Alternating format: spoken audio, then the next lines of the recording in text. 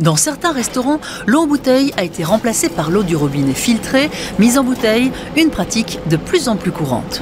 C'est une possibilité de gagner beaucoup d'argent, beaucoup plus que sur la nourriture et beaucoup plus que sur le vin, par exemple. C'est vrai que c'est beaucoup plus bénéfique pour les restaurateurs. Les avantages, il y a le gain de place au niveau logistique et physique, hein, le fait de porter des gros casiers, de remplir les frigos, de sortir les casiers, les vidanges. Nous, c'est très simple, hein, voilà, en 10 secondes, c'est fait. Cette eau filtrée, plate ou pétillante, a un goût un peu particulier.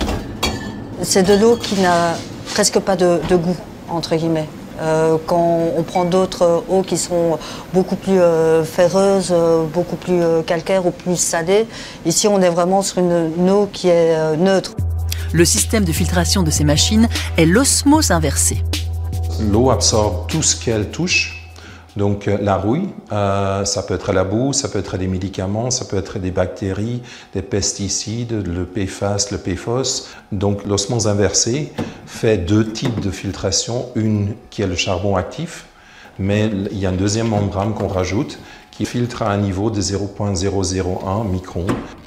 Et pour être bu, on rajoute le magnésium pour faire en sorte que le pH soit parfait pour la consommation humaine.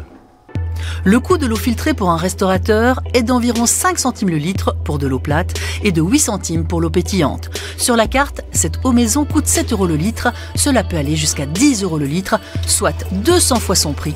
Une belle marge. Maintenant, on n'est pas les derniers à remettre une bouteille d'eau et ne pas la compter. Voilà, on joue aussi le jeu. On sait que ça peut déranger les gens de mettre ce prix-là, mais on est quand même plus généreux qu'avec une bouteille classique où on vous a la bouteille, on la met à table, une fois qu'elle est vide, vous n'en avez plus, quoi. Nous, ça nous arrive de remettre une bouteille, de la remplir sans problème. Chaque semaine, Bastien évite 270 bouteilles d'eau minérale, moins de livraison, de casiers de vidange.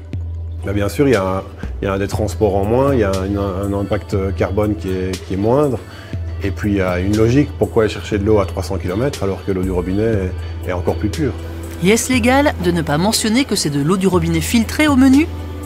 Oui, c'est légal. Il n'y a pas de réglementation en Belgique qui impose d'indiquer qu'on est face à de l'eau du robinet. Par contre, il est interdit de tromper le consommateur et donc on ne peut pas mettre des mentions qui pourraient laisser penser qu'on est face à une eau de source, par exemple, alors qu'on est en présence d'eau du robinet. Et alors un troisième aspect qui est un petit peu moins connu, c'est l'interdiction de réaliser des bénéfices anormaux et ça peut être sanctionné. Bien sûr, c'est un gain maintenant. Trouvez-moi un endroit où vous avez de l'eau à ce prix-là et j'irai avec vous boire un verre d'eau. Entre coût réel et prix affiché, l'écart devient un modèle économique en soi, parfois difficile à avaler.